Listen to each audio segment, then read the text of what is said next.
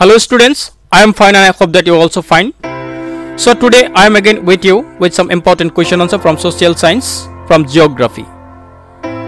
Today I am going to discuss about major landform.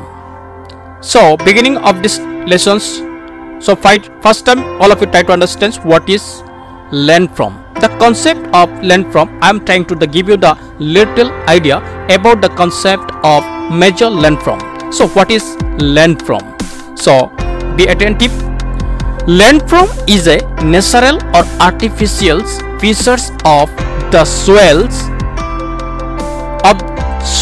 surface of the earth. Once more again, the landform is a natural or artificial features of the soil surface of the earth. You are looking on pictures.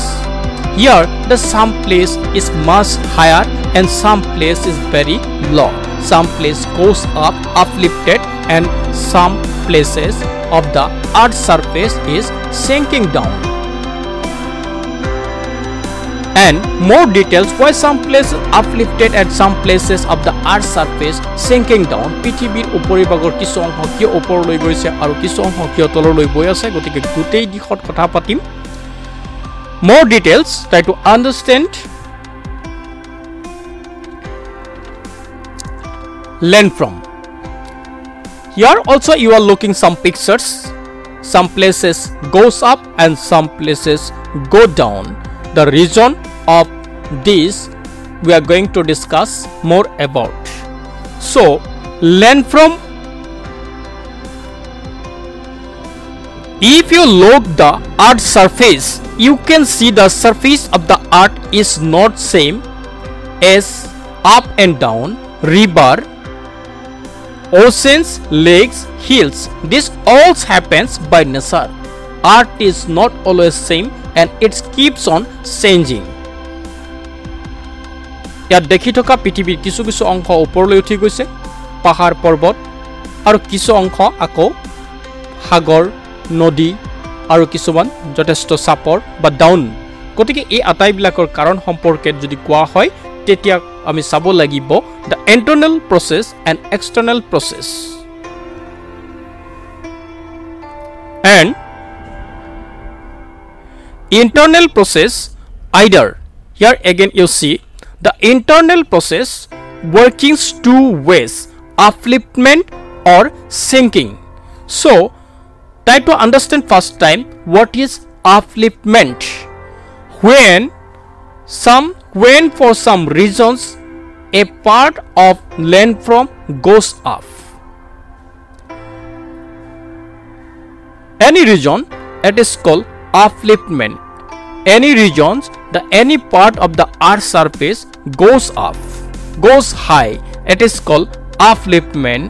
If you visiting mountains or plateau, you will feel that the place is much higher than where you living. Next you see sinking. The moment one part is uplifted, very near next part is go down, that is sinking down. You are looking on the pictures where the one part is uplifted or the goes high, the nearest part of the going high or upliftment, the next nearest part is low down. পৃথিৱীৰ যিটো অংশ বেছি ওপৰলৈ পৰ্বতৰ ওপৰ উঠি গৈছে আৰু তাৰ একেবাৰে কাষৰ অংশটো তলফালে বৈ গৈছে, গতিকে এই তলফালে যোৱাটো কোৱা হয় সিঙ্কিং আৰু ওপৰলৈ যোৱাটো হয় upliftment. So come to next. What is natural levee? Here the levee is two types. One is the artificial levee and one is natural levee. So I am displaying here two pictures. From the two pictures, try to understand, try to comprehend in your mother tongue what is levee and what is natural levee and what is artificial levee. So my right side you are looking natural levee and my left hand side you are looking the artificial levee. The artificial levee means made by humans. You are looking the bank of the river, bank of the pond, bank of the or the sea beach, where the water is touched. That particular area is called levee. I mean the banks, the which particular area is touched by part যিটো দেখা পাইছা নদী বা সাগৰৰ যেটো পাৰৰ যেটো অংশ যিখিনি জাগাত পানীয়ে স্পৰ্শ কৰি আছে হেতুক লিবি বুলি কোৱা হয় আৰু এই লিবিটো এক কথাত এটুক পাৰ বুলি ক'ব পাৰো বেং বুলি ক'ব পাৰো এই বেংটো কেতিয়াবা মানুহে বনাই বা কেতিয়া আপুনি বা নেচাৰেলি সৃষ্টি হোৱা আছে গতে সেই কাৰণে artificial levee and natural levee বুলি কোৱা হৈছে so come to next how are the flood plains from see the concept of the flood plains I am giving or I am trying to give you the riverbed rises due to the deposition of sediment and increase the volume of water as a result the create flood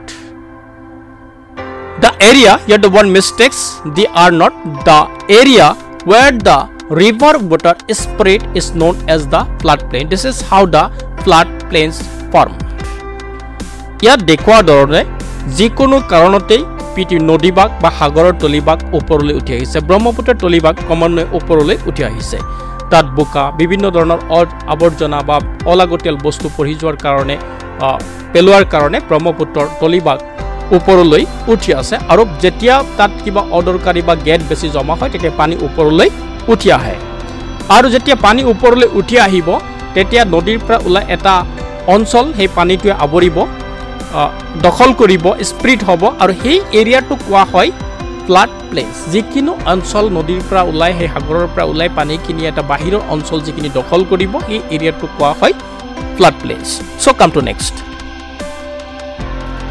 distinguish between degradation aggradation my left side degradation and right hand side aggradations the first time try to understand try to comprehend in your mother tongue the concept of degradations means the leaving or the going down the earth surface by erosion degradation hoise pithibir uporibagot thoka kono onkhot tolfale bohi jo orto tololoi boi joatue hoise degradation so come to next aggradation is adding sediments and rising up the level of land kono do thai tat aborjonai hok ba get joma hoi uporoloi uthatue hoise aggradations so yat minus hoy aru efale ki plus hoy so come to next sand dunes and the lowlands important my right hand left hand side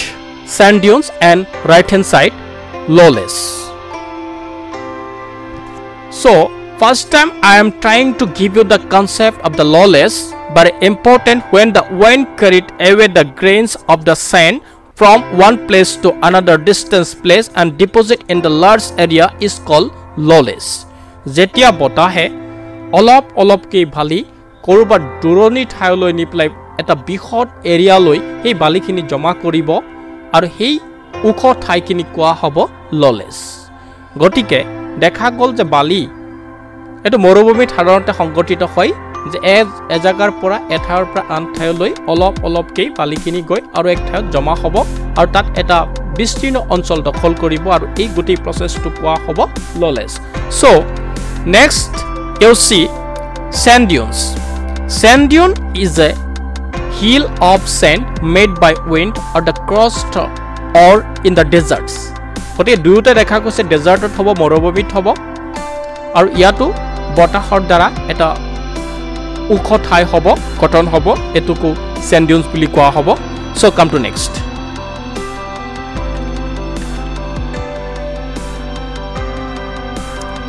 here you are looking the lowlands the picture or the image I am showing or the displaying look and try to understand so once more again you see delta this is the last point I am talking with you and discussing delta what is delta the concept of delta I am trying to give you the concept about delta is a landform like triangular shapes that creates the mouth of rivers with a network of distributaries by depositions of sediments carried by the rivers into the ocean this is called delta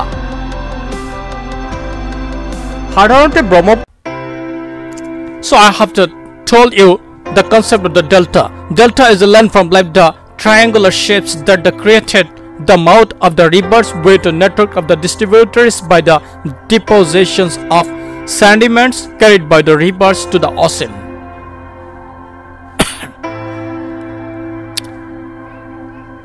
Now try to understand. Delta to hoise ami jodi Brahmaputra utpatti sthol sao tetia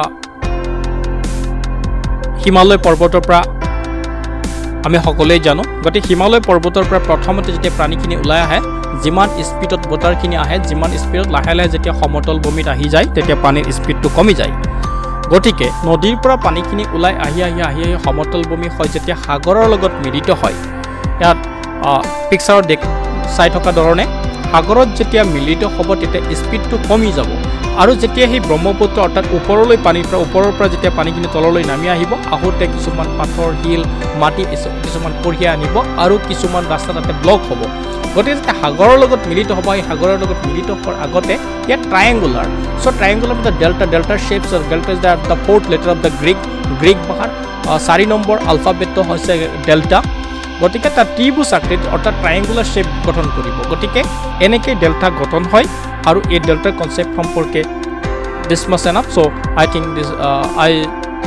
think all of you understand so with this hopes I want to conclude this video thank you have a nice day thank you so much